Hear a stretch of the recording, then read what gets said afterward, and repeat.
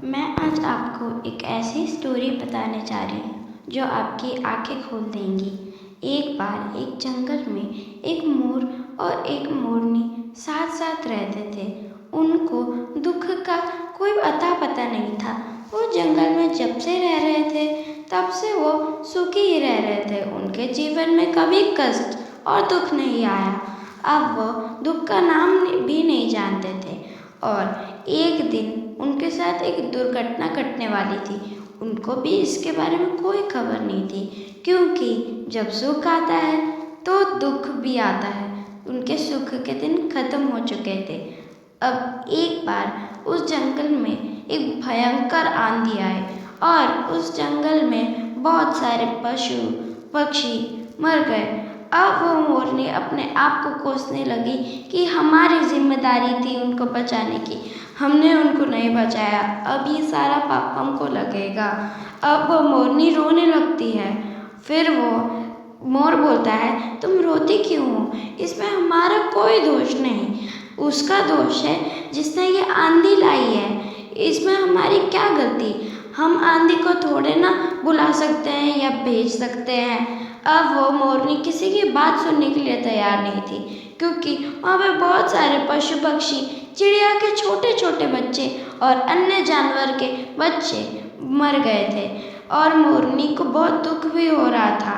तो उस मोर ने उसको बहुत सांत्वना दिया, पर वो मोरनी सुनने को तैयार नहीं थी। अब उस मोर ने उस मोरनी को एक बहुत ही महत्वपूर्ण कहानी सुनाई। वो बोलता है, एक बार की बात है, एक राजा रहता था। उसने एक बार निश्चय किया कि मैं हर रोज़ 100 अंधे लोगों को खाना खिलाऊंगा। अब वो हर दिन अपने रसोइये से खिचड़ी बनाता और वो जाकर वो अंधे लोगों को खिला देता। अब वो अंधे लोग भी उस राजा से बहुत खुश होने लगे। वो हर रोज़ उनको ये दान करता। एक दिन क्या हुआ, उस खिचड़ी में एक सांप ने आकर जहर घोल दिया और वही खिचड़ी उन 100 अंधे लोगों को परोस दी गई। अब वो 100 अंधे लोग जब उस खिचड़ी को खाते हैं तब वो 100 के 100 ही मर जाते हैं।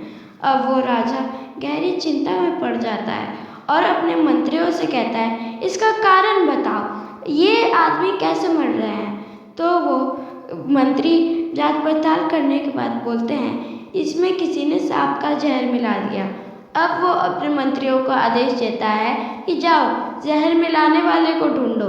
अब वो मंत्री फिर जांच पड़ताल में जुड़ जाते हैं तो उनको पता लगता है किसी ने सांप का जहर नहीं मिलाया था, सांप अपने आप से आकर उसमें जहर घोल गया।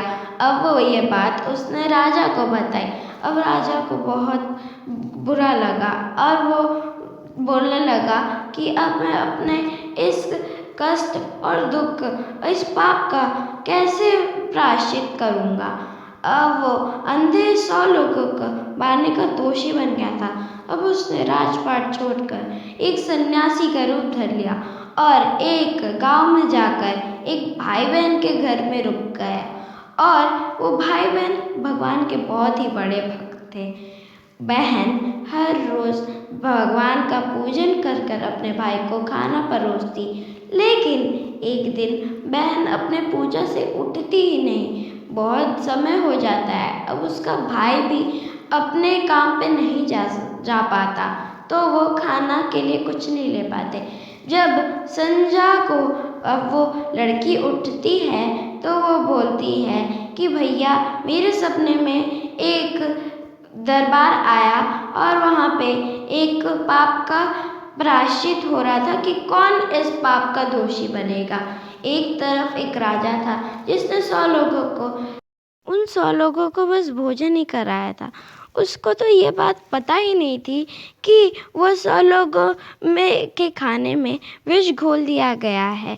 इसलिए आज दरबार में फैसला नहीं हो पाया कि कौन इस पाप का दोषी है। मैं आपको इसका सवाल कल बताऊंगी, उसने उस राजा से कहा। अब कल फिर से वो प्रार्थना में बैठी और इस बार वो बहुत देर ना लगा के बहुत जल्दी उठ गई प्रार्थना से। तो वहाँ पे फैसला हुआ। वो फैसला सुनने के लिए वो राजा आता है और पूछता है आज क्या फैसला हुआ। तब उस लड़की ने बताया कि आज ये फैसला हुआ कि उस पाप का भागी कोई नहीं बन पाएगा, क्योंकि एक तरफ राजा था जो पुण्य करने की बात सोचा और एक तरफ रसोइया था जिसने अपनी गलती नहीं थी, लेकिन उसने बस ये गलती की कि उसने खिचड़ी को खुला क्यों छोड़ा।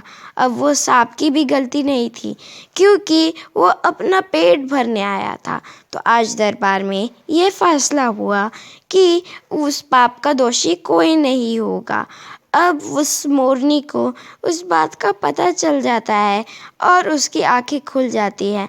वो उस मोर का धन्यवाद करती हैं और खुशी खुशी जंगल में रहने लगती